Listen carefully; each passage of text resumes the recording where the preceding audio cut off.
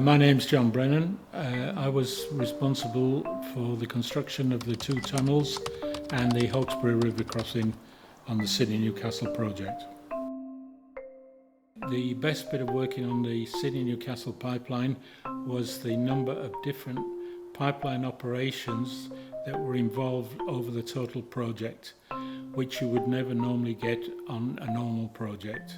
You had the tunnels, you had major river crossings, minor river crossings, highway crossings, road crossings, and in the dairy country you had to bore underneath the tracks, the cattle tracks, because you weren't allowed to rip those up because it would affect the cattle and milking. You had swamp areas, you had, of course the biggest thing of all on the Sydney-Newcastle was the rock, which was very bad either side of the Hawkesbury River, and in fact that was the right-of-way was the only access into the pipeline. Probably the most challenging part of the project itself was the right-of-way. It was very, very difficult due to rock, steepness, and also no access to get in, and at the very far end of the project you had a lot of swampy and floodplain areas which were difficult.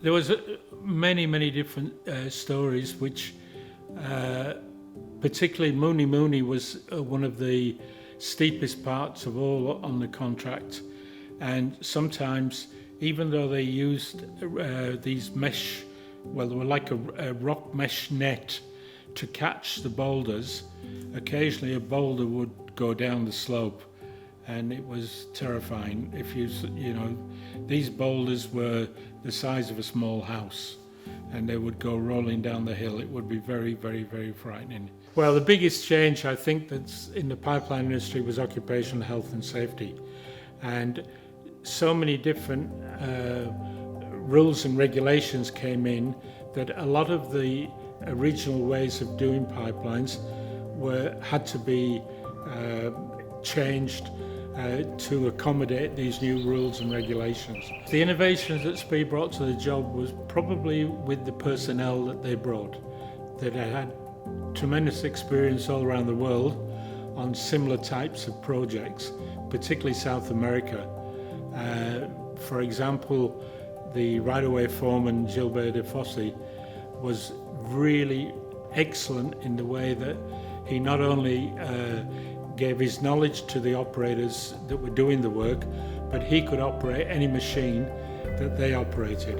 And if they were a bit nervous or wasn't sure about doing the job, he would jump on the machine and show them how it should be done or how they could do it if they were a little bit nervous about the project. My name is John Walsh. I'm the Managing Director of Spiecapag Australia. It was great to hear John's memories of the Sydney to Newcastle project. John came to Australia with Spiecapag before that project. He stayed afterwards and helped deliver many of the major pipeline projects that were constructed in Australia in the 40 years since. So thanks, John, for your contribution and helping us celebrate 40 years of Spiecapag in Australia. So Spiecapag typically always sought out challenging projects in terms of a challenging environment, challenging schedule, challenging terrain. On the Sydney-Newcastle project, I think the biggest challenge the guys had there was rock and rock removal. I would say we're much more efficient now, much safer now, and much greater regard for the environment.